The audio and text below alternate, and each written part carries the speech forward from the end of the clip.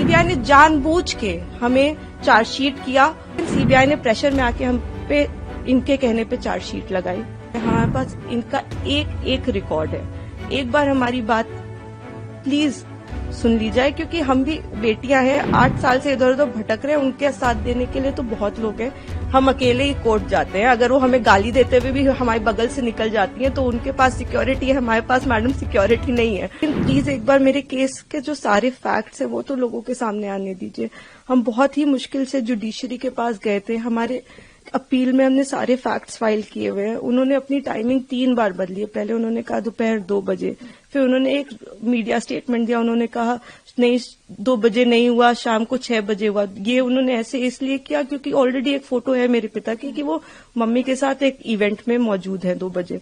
फिर फाइनली उन्होंने जब एफआईआर लॉन्च की उसमें समय बदल दिया, 8 से 8:30 कर दिया। रिकॉर्ड पे है कि जो मेरे फादर की लोकेशन है, वो जो अलेज कर रही है जो जगह, उससे 17 किलोमीटर दूर मेरे फादर की लोकेशन है।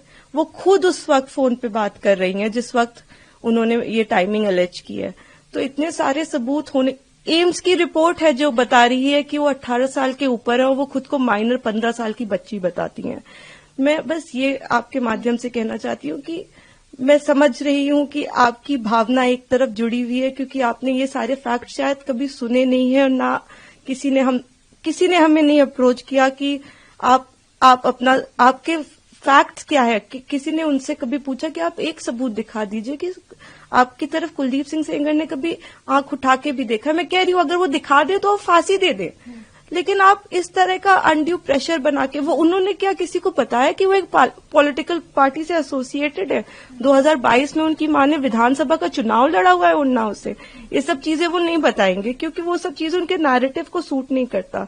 हम भी 2 बेटियां हैं, 8 साल से ड्यू प्रोसेस, मतलब हम कभी धरना देने नहीं बैठे, हम कुछ नहीं किया, हम ड्यू प्रोसेस पे विश्वास रखते और आज भी हमें पूरा विश्वास है कि अंत में, क्योंकि हमारा केस इतना स्ट्रांग है, अंत में हमारी जीत होगी।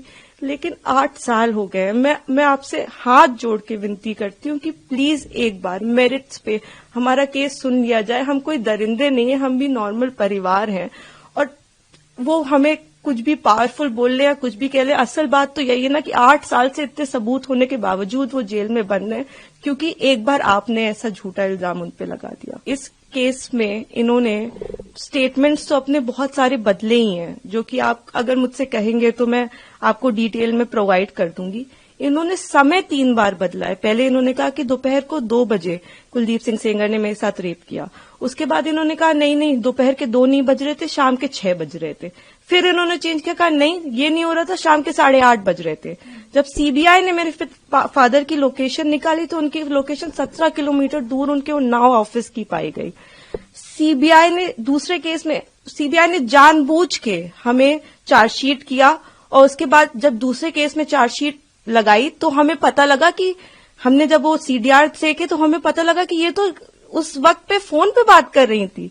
तो सीबीआई ने भी जानबूझ के, आई डोंट नो किस प्रेशर में आके सारे इंस्टीट्यूशंस, लेकिन सीबीआई ने प्रेशर में आके हम पे इनके कहने पे चार्जशीट लगाई।